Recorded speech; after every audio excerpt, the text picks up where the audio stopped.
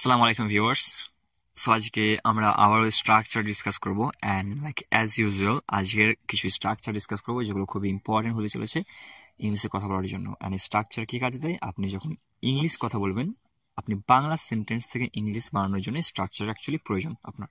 আপনি যত বেশি স্ট্রাকচার জানবেন, you will be able to make a lot of sentences by using structures. So আমাদের প্রথম স্ট্রাকচার হচ্ছে at the time of plus ভার্বের সাথে আইএনজি। সো এই স্ট্রাকচার ব্যবহার হবে তখন আমরা যখন বাংলায় বলে থাকি খাওয়ার সময় কথা বলো না, ঘুমানোর সময় আমাকে ডেকো না, পড়া করার সময় কথা বলো না, and কাজ করার সময় কাজ করার সময় এটা দিও। সো আমরা যখন এরকম সেন্টেন্স বলবো বাংলায়, তখন এই সেন্টেন্সগুলো ইংরেজি করার সময় আমাদেরকে এই স্ট্রাকচারটা ফলো করতে হবে। সো লাইক আমাদেরকে প্রথমে যেহেতু আমরা নিয়েছি খাওয়ার সময় কথা বলো না, তো খাওয়ার সময় কথা বলো না, তো আমরা প্রথমে ট্রান্সলেট করে নেবো কথা বলো না, এর ইংলিশটা ডোন্ট টক, কথা বলো না। এবার খাওয়ার সময় আমাদের স্ট্রাকচার এখানে আছে খাওয়ার সময়, তো at the time of eating, so at the time of প্রথমে বসে যাবে অ্যান্ড ইটিং ভার্বের first form eat and ING form যোগ হবে, দেন ইটিং হবে। সো লাইক আমাদের মেন হবে don't talk at the time of eating. Don't talk at the time of eating. Don't talk, কথা বলো না, at the time of eating, খাওয়ার সময়। and ঘুমানোর সময় আমাকে ডেকো না, তো এর জন্য আমরা নেব don't call me at the time of sleeping. Don't call me at the time of sleeping. so এখানে verb আছে verb, and এখানে স্লিপ হচ্ছে ভার্ব, যেহেতু এইটা কানেক্ট হয়ে গেছে, স্লিপ হচ্ছে first form and ING form যোগ হয়ে স্লিপিং হয়ে গেছে। পড়ার সময় কথা বলো না, তো এটার জন্য আমরা নেবো don't talk at the time of reading. Don't talk at the time of reading. কাজ করার সময় এটা দিও give it at the time of working. Give it at the time of working. So আপনি just give it at the time of working, আপনি জাস্ট verb change করে আর সেন্টেন্স বানাতে পারেন। ওকে, যেমন আমাদের এখানে ভার্ব আছে, আর ধরুন এখানে ভার্ব আছে কথা বলো না খাওয়ার সময়, খাওয়াটা এখানে ভার্ব আছে, ঘুমানোর সময় ঘুমানোটা এখানে ভার্ব আছে। তো এরকম আপনি জাস্ট যেমন ঘুমানোর সময় আমাকে ডেকো না, আমরা এখানে বলছি ঘুমানোর সময় আমাকে ডেকো না, তো এটা আমরা যদি বলি যে খেলা করার সময় ডিস্টার্ব করো না, তো আমরা এখানে বলবো don't disturb me at the time of playing. Don't disturb me at the time of playing. Just আপনি ভার্ব চেঞ্জ করে দিয়ে আরো অন্যান্য সেন্টেন্স মানতে পারবেন। সো আমাদের next structure is gonna be subject plus feel like plus ভার্বের ING form plus other word. তো আমরা এটা তখন ব্যবহার করব আমরা যখন বাংলায় বলে থাকি যে আমার যেতে ইচ্ছা করছে,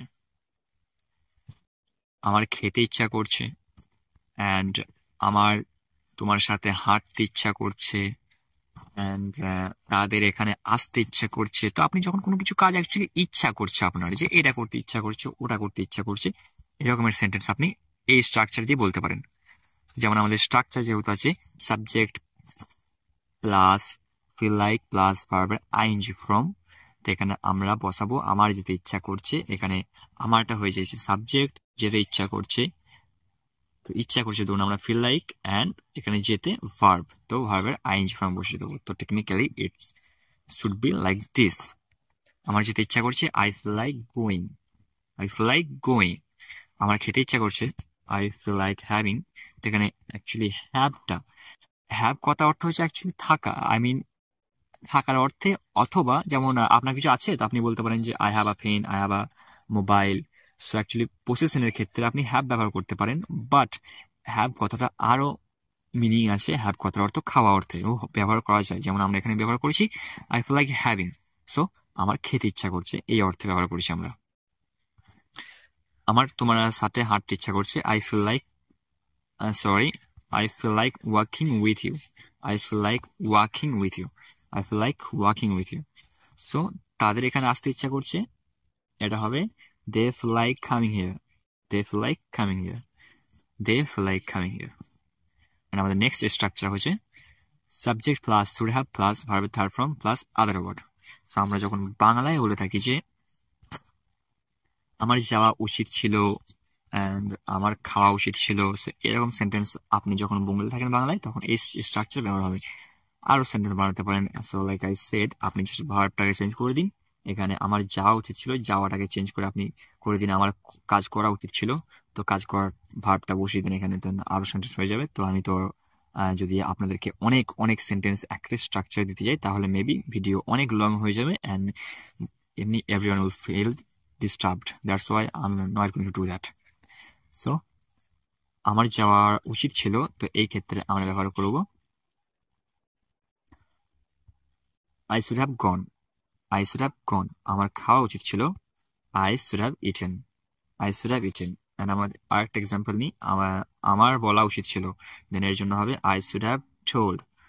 আরেকটা এক্সাম্পল নেওয়া যাক, তাদের কাজটা করা উচিত ছিল, তো এর জন্য আমরা ব্যবহার করতে পারি they should have done this work. Sorry, they should have done the work. They should have done the work. They should have done the work. এরকম আপনি সেন্টেন্স বানাতে পারেন জাস্ট লাইক দিস। আমাদের লাস্ট স্ট্রাকচার হচ্ছে subject plus needed to plus আর first form plus other word. তো আমাদের প্রথম সেন্টেন্স এই স্ট্রাকচার আছে আমার যাওয়া দরকার ছিল। তো এরকম সেন্টেন্স আমরা যখন বলি যে আমার যাওয়া দরকার ছিল, তার বলা দরকার ছিল, লাইক তার ঘুমানো দরকার ছিল, তো এরকম সেন্টেন্স আমরা যখন বাংলায় বলবো তখন এই স্ট্রাকচারটা ব্যবহার করবো। আমার জিজ্ঞেস করা দরকার ছিল। So this type of sentences can be made in this structure. So আমার যাওয়া দরকার ছিল, এটা ব্যবহার করব I needed to go. তো এখন আমি let me explain you.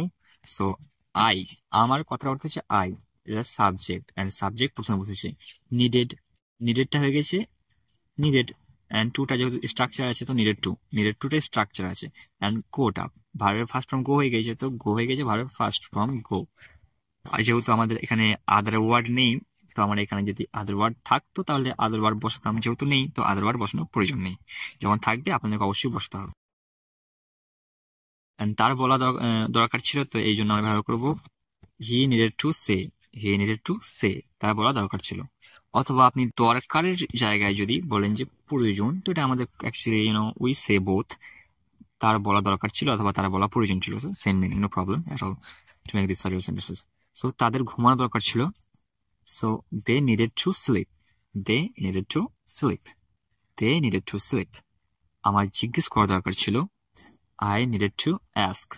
I needed to ask.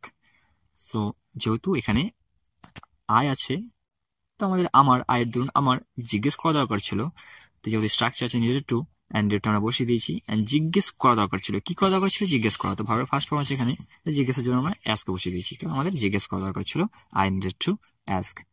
আমার জিজ্ঞেস করা দরকার ছিল I needed to ask. So এই ছিল আমাদের আজকে কিছু structure and I'm sorry for the mistakes maybe I made in my video like in editing. So যেহেতু এডিটিংটা অ্যাকচুয়ালি নিউ, তো নিউ আমি just in new editing mistakes হতেই পারে, তো I am so sorry for that. And আশা করি আপনাদের ভিডিও পছন্দ হয়েছে। অ্যান্ড যদি এডিটিং এর মধ্যে কিছু ভুল ভ্রান্তি হয়ে থাকে then please forgive me, please forgive me as your junior brother. Please forgive me as a brother. So I hope all of you like the video so much and thank you for watching the video to the end. And please subscribe my channel to get more videos like this, and I'll be posting this type of videos so that everyone can speak English properly in a good manner. And thank you for watching the video again. So I respect all of you from the depth of my heart. And please throw a like on the video. So see you soon, inshallah.